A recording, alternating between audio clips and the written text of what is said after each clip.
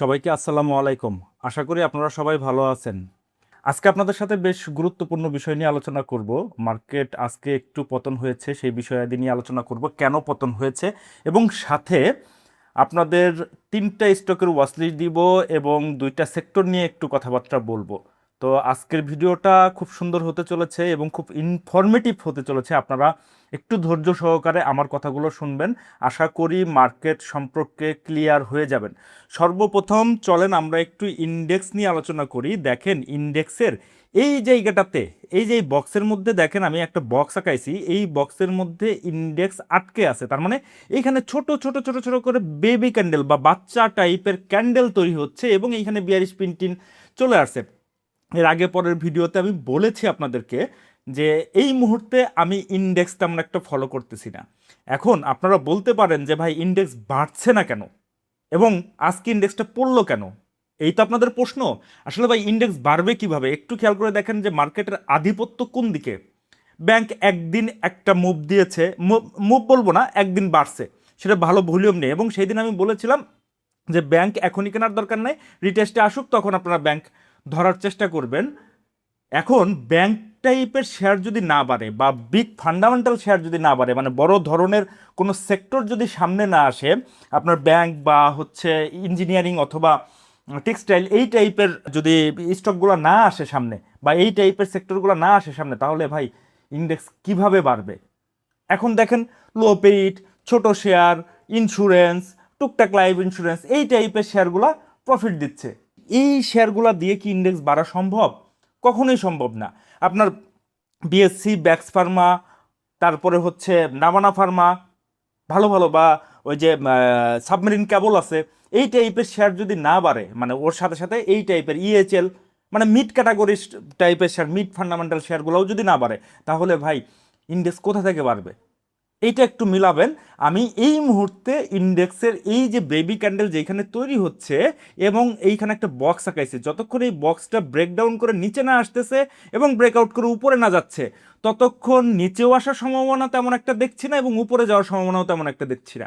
আমাকে ব্রেকআউট দিয়ে উপরে যাইতে হবে, আর যদি ইন্ডেক্স নিচে আসতে চায় তাহলে এটা ব্রেকডাউন করে নিচে ক্লোজ দিতে হবে, তার আগে নয়। এবং মার্কেটে ভলিউম কিন্তু স্বাভাবিক ভলিউম আছে, ভালো ভলিউম। দেখেন ভলিউম আহামরি বেশিও না, আহামরি কম না। ইন দ্য মিন টাইমে কিন্তু স্টকগুলা টুকটাক যে স্টকগুলা একটু প্রফিট দিচ্ছে বা দিবে, সেইগুলো কিন্তু অ্যাকুমুলেশন জোনে আছে বা একটা সেক্টর একটু লিড নিল, আবার একটু রেস্ট নিচ্ছে, আবার বাড়বে, এই টাইপের কাজ হবে এখন। তো ইন্ডেক্স নিয়ে আহামরি চিন্তা করার দরকার নাই। কিন্তু আজকে আপনাদের প্রশ্ন থাকতে পারে যে ভাই মার্কেট কেন স্লো, এই মুহূর্তে মার্কেট কেন স্লো? দেখেন আপনাদের প্রথমত মাথায় রাখতে হবে মাস ক্লোজিং, মানে আজকে মাসের শেষ দিন। যারা লোন নিয়ে ব্যবসা করে, যারা মার্জিন নেয়, তাদের একটা অ্যাডজাস্টমেন্ট থাকে, তাদের একটা সেল প্রেশার তো বাজারে থাকবেই। তো আজকে এবং গতকালকে এই সেল প্রেশারগুলো, মানে গত এক সপ্তাহ, মানে গত সপ্তাহের যে যে সপ্তাহটা গেল, এই সপ্তাহটা পুরোটা জুড়েই এই টাইপের অ্যাডজাস্টমেন্টের একটা বিষয় ছিল।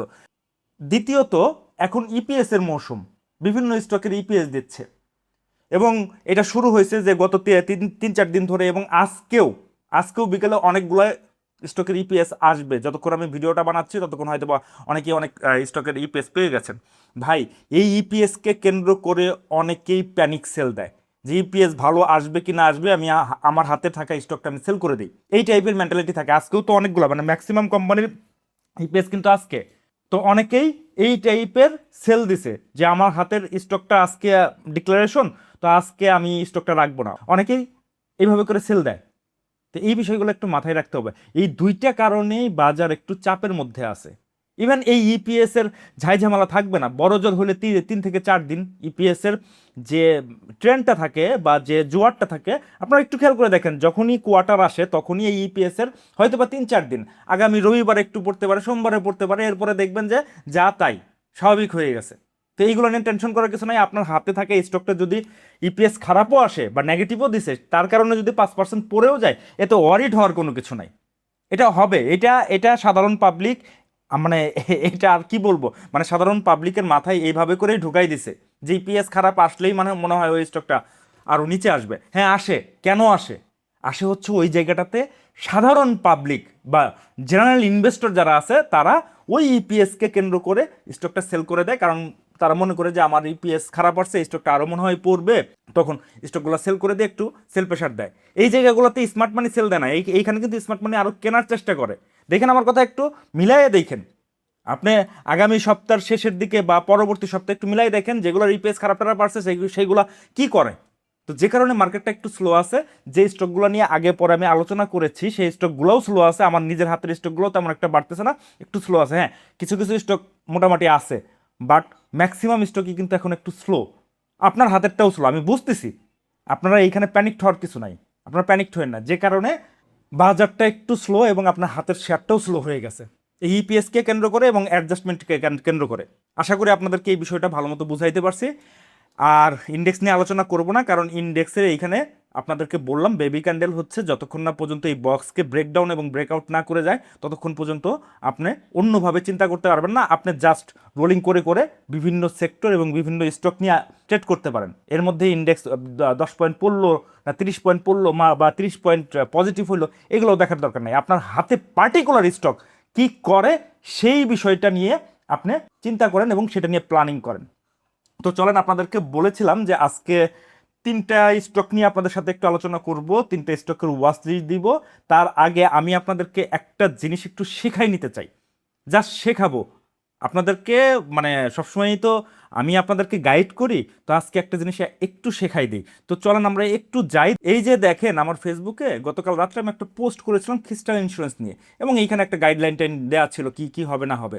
এবং এই জায়গাটাতে দেখেন প্রচুর পরিমাণে ভলিউম হয়েছিল, সেটাকে আমি মার্ক করে দিয়েছিলাম এই যে রেড অ্যারো দিয়ে।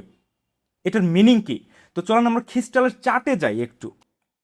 এই যে দেখেন ক্রিস্টালের চার্টে যদি আসি, মানে বিগ ভলিউম নিয়ে এখানে ট্রেড হয়েছে।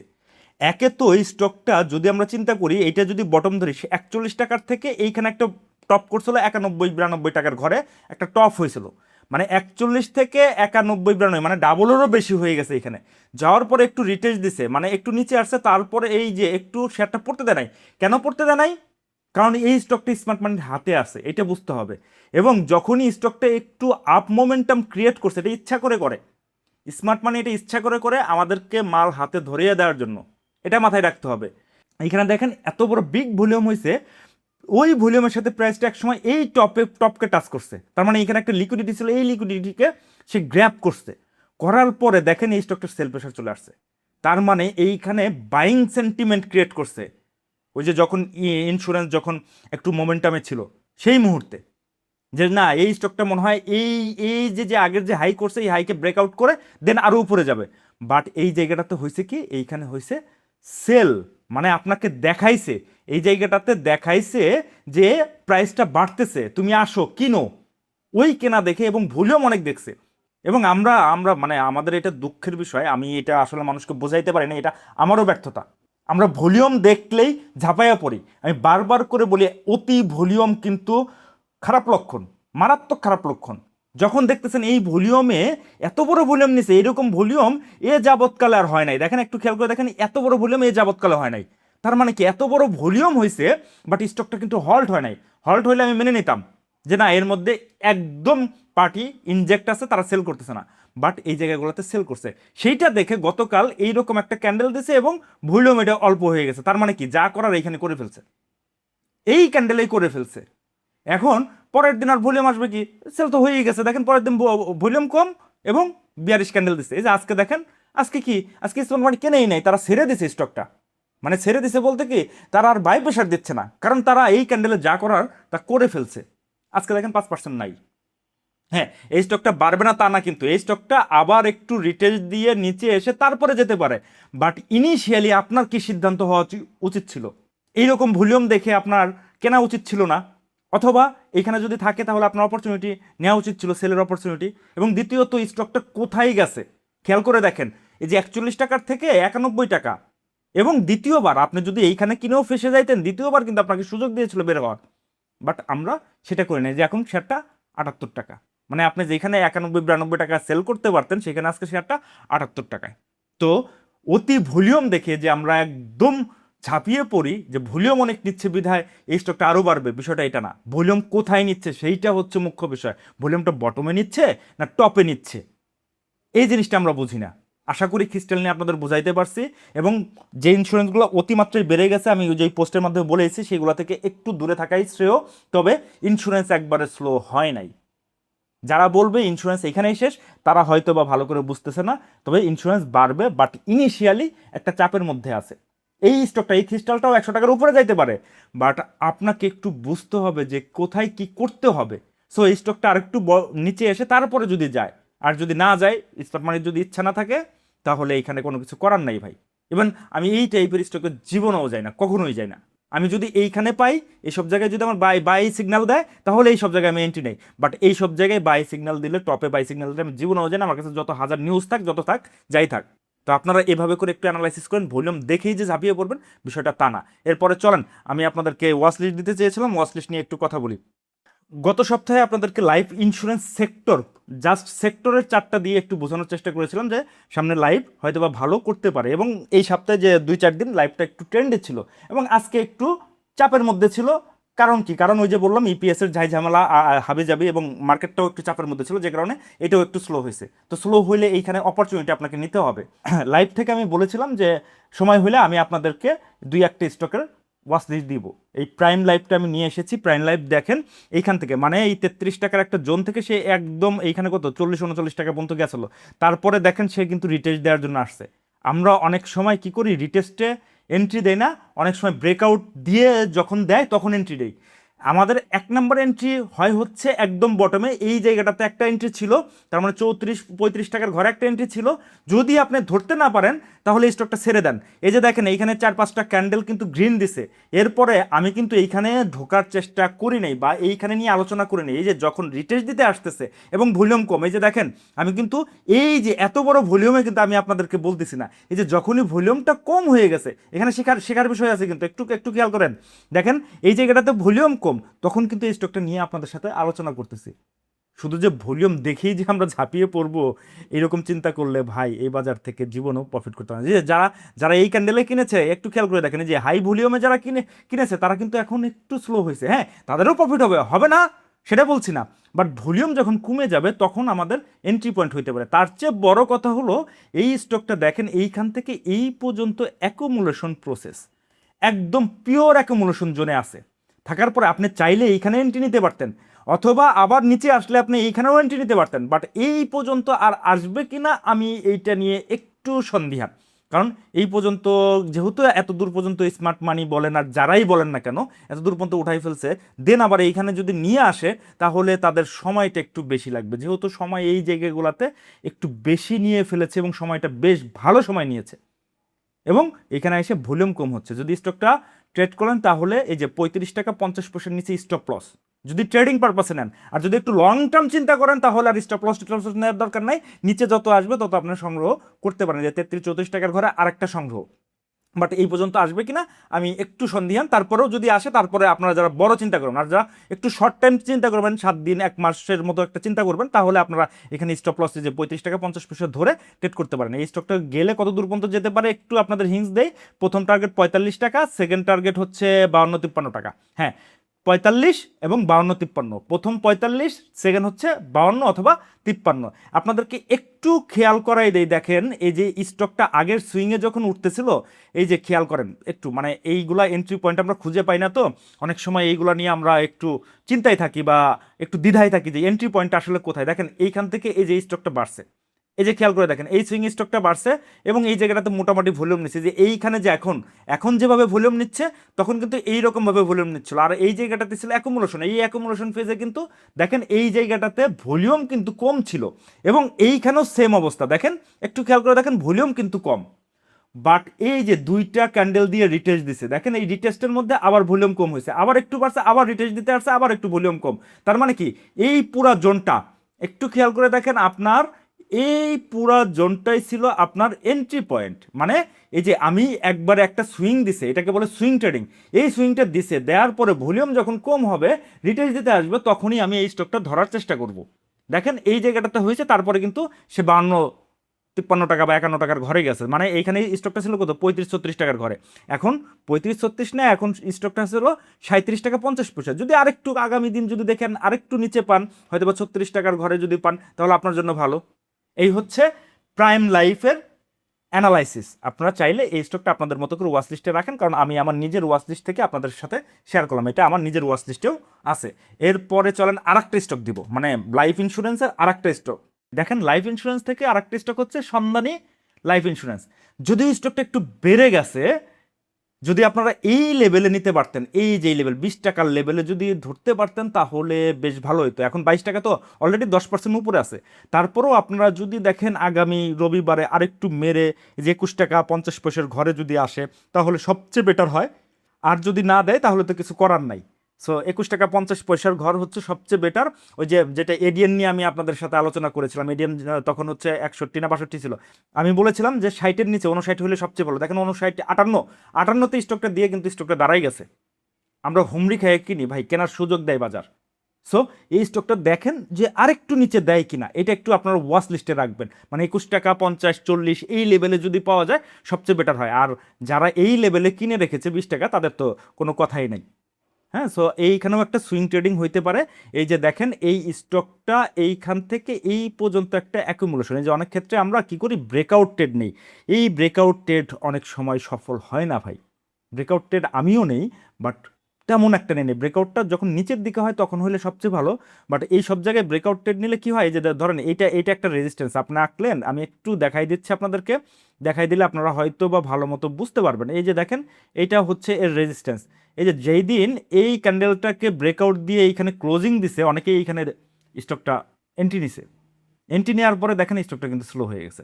সো আমি যখনই দেখলাম যে লাইফ ইন্স্যুরেন্স আমার নজরে আছে কিন্তু বাট সবগুলো স্টকই দাম বাড়তেছে, আমি আস্তে করে চুপ হয়ে গেছে যে এখন একটু স্লো হচ্ছে, এই টাইমের মধ্যে এই টাইপের স্টকগুলো একটু কালেকশন করার চেষ্টা করতেছে। সো আপনারাও আপনাদের মতো করে এই স্টকটা নিয়ে চিন্তা করবেন। তবে স্টকটার স্টপ লস যদি আপনারা শর্ট টাইমে নিতে চান তাহলে যে 20 টাকা 50 পয়সার নিচে যদি ক্লোজ দিয়ে দেয়, এই যে বড় ক্যান্ডেল যে ক্যান্ডেল দিয়ে হল্ট হয়েছিল ওই ক্যান্ডেলের নিচে যদি ক্লোজ দেয় তাহলে স্টপ লস এখানে মেনটেন করতে হবে। আর যারা একটু লং টাইম চিন্তা করেন, 1 মাস 2 মাসের কথা চিন্তা করেন, তাদের আর স্টপ লস দেওয়ার দরকার নেই। আপনারা এখানে একটা পোর্শন কিনলেন, আবার নিচে আসলে আর একটা পোর্শন আপনারা কিনতে পারেন। তবে স্টকটা যদি বাড়ে তাহলে ফার্স্ট টার্গেট আপনারা কত রাখবেন, এই যে 26 টাকার ঘর। হ্যাঁ, 22 টাকার থেকে 26 টাকা, মানে 4 টাকা। এরপরে আমরা কোথায় ধরতে পারি, সেকেন্ড টার্মে হচ্ছে ধরেন কত, একটু আপনাদেরকে বলে দেই। সেকেন্ড টার্মে হচ্ছে 32-33 টাকা। তার মানে 22 টাকার থেকে ফাইনাল টার্গেট হচ্ছে 32-33। ইন দ্য মিন টাইমে আপনি একটা পোর্শন প্রফিট টেক করতে পারেন কত, 26 টাকায়। তো ওইভাবে করে আপনারা এইভাবে করে প্ল্যানটা আগান, আশা করি আপনাদের সুবিধা হবে। এরপর চলেন, আসলে অনেক সময় হয় কি যে আমি একটা স্টক নিয়ে আলোচনা করলাম, সেই স্টকটা নিয়ে আপনারা একটু সময় ক্ষেপণ হয়, মানে 1 সপ্তাহ 2 সপ্তাহ বা 1 মাসও অনেক সময় সময় নেয়। এটা আমার গ্রুপের ক্ষেত্রেও হয়, আমার নিজের ক্ষেত্রেও হয়, শুধু আপনাদের ক্ষেত্রে না ভাই। আপনারা একটু খেয়াল করে দেখেন, যে স্টকটা নিয়ে আলোচনা করি 2.2 সেই স্টকটা মোটামুটি ভালো করার চেষ্টা করে। হ্যাঁ, যে স্টকগুলো ইন দ্য মিন টাইমে গত 2 সপ্তাহে আমি আলোচনা করেছি সেই স্টকগুলো একটু স্লো আছে। স্লো আছে কেন স্লো আছে, কারণ মার্কেটই স্লো। আপনারা এটা বুঝতে হবে যে মার্কেটই স্লো। স্লো থাকলেও সেই স্টকগুলোর পজিশন এখনো পর্যন্ত ভালো আছে। দেখেন আমি আপনাদেরকে একটা উদাহরণ দিব, একটু খেয়াল করে দেখেন। আসলে এই বিষয়টা না বুঝাইলে আপনারা বুঝতে পারবেন না। এই যে দেখেন এআইএল, এটা আমার পোর্টফোলিও। হ্যাঁ, আমি পোর্টফোলিওতে দেখাচ্ছি আপনাদেরকে। কত টাকায় কেনা ছিল, 29 টাকা 46 পয়সা। গত 2 দিন ধরে হল্ট, কিন্তু খেয়াল করে দেখেন গত 2 দিন ধরে হল্ট। একটু চলেন এআইএল এর একটু চার্টে যাই, চার্টে গেলে এইটা একটু বুঝাইতে পারবো। এই যে দেখেন এআইএল, আমি আমার স্টুডেন্ট যারা আছে, যে রানিং ব্যাচের স্টুডেন্ট, তাদেরকে আমি একটা কমিটমেন্ট দিয়েছিলাম যে আপনি যে কোর্স ফিটা আমাকে দিচ্ছেন 10,000 টাকা, এই কোর্স ফি আমি স্টক সিলেকশন করে আপনাদেরকে উঠাই দেবো বা ট্রেড করে উঠাই দেবো। এই এআইএলটা তাদের সেকেন্ড ক্লাস যেদিন ছিল সেই দিন আমি দিয়েছিলাম। মানে 11 তারিখ কোর্স শুরু করেছি, 12 তারিখে সেকেন্ড ক্লাস ছিল তাদেরকে।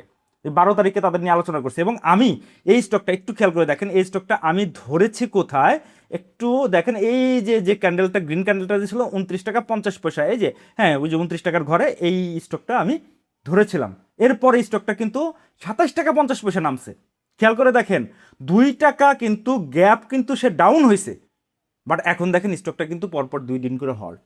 মানে আপনারা চান যে ভাই স্টকটা আজকে কিনবো, কালকে থেকেই হল্ট হবে। ইভেন আমার গ্রুপে যারা আছে, আমার গ্রুপ মেম্বাররাও যারা আছে, এদেরকেও আমি বুঝাইতে পারি না। এই স্টকটা আমি গ্রুপে দেই নাই, আমি সরি যারা আমার গ্রুপ মেম্বার আছে। এর আগে পরে যে এই সুইংয়ে একটা ট্রেড করছিলাম আমরা, 28 টাকার ঘরে নিয়ে 31 টাকায় বিক্রি করছিলাম। পরে আর তাদেরকে বলা হয় নাই, কারণ আছে। কারণ হচ্ছে তারা খুব প্যারা দেয় ভাই, যে স্লো শেয়ার নিয়ে বা একটু অ্যাকুমুলেশন শেয়ার নিয়ে যদি দেই। হ্যাঁ, অনেকগুলো 2-1টা স্টক কিন্তু গ্রুপে কেনানো আছে অলরেডি। সেগুলো নিয়ে প্রচুর পরিমাণে আমাকে মেসেজ করে, ভাই এই স্টকটা তো বাড়ে না, অমুক হয় না, তমুক হয় না। যে কারণে আমি এই টাইপের অ্যাকুমুলেশন শেয়ারটা আমি নিজে কিনি, এবং আমার সাথে যারা কোর্স করেন তারা বিষয়টা বুঝেন, তাদেরকে অ্যানালাইসিসটা বুঝাই দিই। বাট গ্রুপ মেম্বার যারা আছে তাদেরকে তারা অ্যানালাইসিস বোঝানোর কোনো কিছু নাই, এবং তারা বুঝতেও চায় না। তারা বুঝতে চায় না বিধায় তো গ্রুপে আসে। আর যারা বুঝে, অ্যানালাইসিসটা যারা বুঝে এবং যারা শিখে, তারা এই বিষয়গুলো বুঝতে পারে। যে কারণে তাদের গ্রুপে, মানে ওই ক্লাস গ্রুপে আমি এটা নিয়ে আলোচনা করেছিলাম তাদেরকে, এবং সেকেন্ড দিনে বলেছিলাম, এবং অনেকেই কিনেছে। কেনার পরে যে এখন স্টকটা দেখেন হল্ট হচ্ছে 29 টাকা 50 পয়সার ঘরে। একটু দেখাই আপনাদেরকে, এই যে দেখেন 29 টাকা 46 পয়সা, তার মানে 29 টাকা ওই যে ওই লেভেলে আমার কেনা ছিল, 29 টাকা 30 পয়সা বা 40 পয়সা, এটা কস্টিং মস্টিং সহকারে 46 পয়সা হয়েছে। তো 29 টাকা 46 পয়সার পরে আমার স্টকটা কিন্তু চলে আসছিল 27 টাকা 50 পয়সা, 2 টাকা লস হয়েছিল। এখন কিন্তু স্টকটা আমাকে গেন দিচ্ছে। এবং এই ইয়াটা আজকে আমি ফেসবুকে পোস্ট করেছি, অনেকেই এটা দিয়ে অনেক কিছুই বলার চেষ্টা করছে। আসলে ভাই অনেকেই বলে যে আপনার পোর্টফোলিও দেখান, অমুক করেন তমুক করেন, আপনি কেমন লাভ করেন। এই যে দেখেন আমি দেখাইলাম 9%-এর উপরে গেইন আছে এই মার্কেটেও। সো আপনাকে একটু মাথা ঠান্ডা করে এই বিষয়গুলো চিন্তা ভাবনা করতে হবে। একটা স্টক কেনার পরেই যে বাড়বে বিষয়টা এমন নয়। এখন মার্কেট স্লো আছে, আজকে বাড়তেছে না, 2 দিন পরে বাড়বে। আপনার যদি স্টক সিলেকশন ঠিক থাকে, একদম বটমে দেখেন এআইএল কিন্তু আমি টপেও কিনি নেই। হ্যাঁ, একটা সময় টপে কেনা ছিল, বাট এইটা ওই যে ইসের কারণে, মানে জেডে আসার কারণে সবাই ক্ষতিগ্রস্ত হয়েছে। এই জায়গাগুলোতে অনেকেই কিনছে, আমিও কিনছিলাম, এবং আমি স্টপ লসও দিয়েছি। এই 57-58 টাকার ঘরে এক সময় আমি কিনেছি, কেনার পর আবার এই যে এইখান থেকে যখন পরে, তখন কিন্তু আমি স্টপ লস দিয়ে বের হয়ে গেছি। আবার নতুন করে এই জায়গাটাতে অলরেডি 2বার, মানে এবার দিয়ে 2বার, এইখানে একবার করেছি, মানে ট্রেড করেছি সুইং ট্রেড, আবার এইখানে। সুইং ট্রেডিং যদি না বুঝি ভাই, আসলে কিছু করার থাকে না। এরপরে চলুন, এগুলো তো আলোচনা করলাম। এরপরে চলুন আর একটা স্টক নিয়ে একটু আলোচনা করি, কারণ ভিডিও আমি আর বড় করতে চাচ্ছি না। এরপরের স্টকটা হচ্ছে ইঞ্জিনিয়ারিং সেক্টর থেকে এন পলিমার।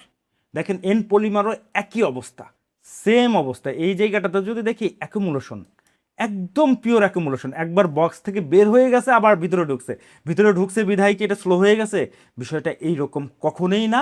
এইভাবে করে যারা অ্যানালাইসিস করে, একটু বক্স আঁকানোর পরে যদি আবার বক্সের মধ্যে ঢুকে দেয়, সে মনে করে যে আরও নিচে আসবে, এরকম কিছুই না। এই যে এইখানে একটা বড় ভলিউম হয়ে আসছে, এবং দেন এইখানে রিটেস্ট করতে আসতেছে। একটু খেয়াল করে দেখেন, এখন কিন্তু ভলিউম কম। আমি কিন্তু আপনাকে এই ভলিউমের পরে অ্যানালাইসিস দিচ্ছি না, আমি কিন্তু ভলিউম কম যেখানে সেইখানে অ্যানালাইসিস দিচ্ছে। এবং সবচেয়ে মজার বিষয়, এখানে একটা অর্ডার ব্লক ছিল, এই অর্ডার ব্লককে ট্যাপ করে সে কিন্তু এখন একটু পজিটিভ ক্যান্ডেল হওয়ার চেষ্টা করতেছে। এবং দেখেন ক্যান্ডেলের এই যে পরবর্তী 2টা ক্যান্ডেলের চেহারা কিন্তু বিচ্ছিরি, উপরে পিন আছে, বিচ্ছিরি চেহারা। তারপরেও এই জায়গাগুলোতে অ্যানালাইসিস দিচ্ছি। স্টকটা যদি আপনারা ট্রেড করতে চান, তাহলে 26 টাকা 80 পয়সা স্টপ লস ধরে তারপরে আপনাকে ট্রেড করতে হবে। আমি বলছি না আমার কথাতেই এই স্টকগুলো কিনেন, আমি জাস্ট স্টকের পজিশনগুলো দেখাচ্ছি, এবং আমার ওয়াচ লিস্টে আছে, সেই হিসেব করে আমি আপনাদেরকে অ্যানালাইসিস দিচ্ছি।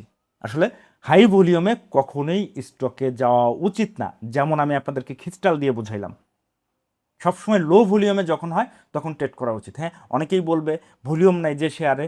ভাই ভলিউম নাই কোথায়? আমাকে একটু দেখান তো। এই যে ভলিউম তো করে আসছে, এইখানে তো ভলিউম করে আসছে, তার মানে কি এই জায়গাটাতে বাই কে করছে? এই বটমে বাইটা করছেটাকে, মানে বটমে হাই ভলিউম হইলেই আমরা অনেক সময় এন্ট্রি নেই। হ্যাঁ, এইখানে এন্ট্রি নিলে পরে আপনাকে বের করার জন্য আবার নিচে আনবে। এই যে আপনি যদি এই ক্যান্ডেলে এন্ট্রি নেন, খেয়াল করে দেখেন, আপনি যদি এই ক্যান্ডেলে এন্ট্রি নেন, তাহলে আপনার স্টপ লস কোথায় থাকবে? এই ক্যান্ডেলের নিচে। দেখেন এই ক্যান্ডেলের নিচেও কিন্তু ক্লোজ দেয়ছে, একটু একটু খেয়াল করে দেখেন, এই ক্যান্ডেলের নিচেও কিন্তু সে ক্লোজ দেয়া আছে। এই যে দেখেন, এই যে ক্লোজ দেয়া আছে। তার মানে কি আপনি এখানে এন্ট্রি নিলেন, হয়তো বা এই যে ক্যান্ডেলের মাঝামাঝিতে এন্ট্রি নিয়েছিলেন ভলিউম টুলিউম দেখে, এই যে 29 টাকা 30 পয়সা বা 60 পয়সা এন্ট্রি নিয়েছেন, এরপরে কিন্তু স্টকটা মারে গেছে কত? 27 টাকা। আপনি কিন্তু এইখানে সাইকোলজি ধরে রাখতে পারেন নাই, বাট এটা আমি দেখতেছি, কিন্তু সে আমাকে সুযোগ দিবে। এইটুকু আপনি দেখেন, ওয়েট করেন, আপনাকে সুযোগ দিবে। এই যে দেখেন এখন নিচে আসছে, আপনি চাইলে এই স্টকটা এখন আপনার মতো করে ওয়াচ লিস্টে রাখতে পারেন। সো আমরা ভলিউম দেখেই আজকে থেকে আর ঝাঁপিয়ে পড়বো না। ভলিউম হবে, হওয়ার পরে আপনাকে সুযোগ দিবে। এই যে এই স্টকটা এন পলিমার, এবং যে 2টা লাইভ নিয়ে কথাবার্তা বললাম, আগে কিন্তু ভলিউম হয়েছে, তারপর এখন কিন্তু ভলিউম ডাই। এই ডাই দেখে অনেকেই কিনতে চায় না, এইখানেই এন্ট্রি পয়েন্ট ভাই। সো অনেকেই আপনাদেরকে শেখাবে যে স্টকে ভলিউম আছে সেই স্টকে ঢুকেন। ভাই ভলিউম কি এই স্টকগুলোতে নাই? যে দেখেন কিন্তু ভলিউম হয়ে আসছে, আছে কিন্তু ভলিউম, বাট এখন ইনিশিয়ালি ভলিউম নাই। এই ইনিশিয়ালি ভলিউম যে যখন ড্রাই হয়ে যাবে, তখনই আপনাকে এই টাইপের সিনারিও খুঁজে নিতে হবে। হ্যাঁ, ইন দ্য মিন টাইমে আপনি বলতে পারেন, ভাই এইখানেও তো ভলিউম হয়েছিল, এই জায়গাটাতে ভলিউম হয়েছিল, তারপরে তো আবার অনেক দিন ওয়েট করতে হয়েছে। ভাই এখানে একটা প্যাটার্ন আছে, এই প্যাটার্নটা আমি এখন আর ডিসক্লোজ করছি না, এটা আমার স্টুডেন্টদেরকে ওইভাবে করেই শেখানোর চেষ্টা করি। বাট এই প্যাটার্নগুলো আছে, আপনারা একটু যে স্টকগুলো অতিমাত্রায় বেড়ে গেছে, সেই স্টকগুলোর বটমে কী করে আসছে সেগুলো একটু দেখেন, আশা করি এই বিষয়গুলো ধরতে পারবেন। আর বিষয়াদি নিয়ে আলোচনা করলাম না, আজকের মতো ভিডিও এখানেই শেষ করছি। আপনারা ভালো থাকবেন, সুস্থ থাকবেন, ধন্যবাদ।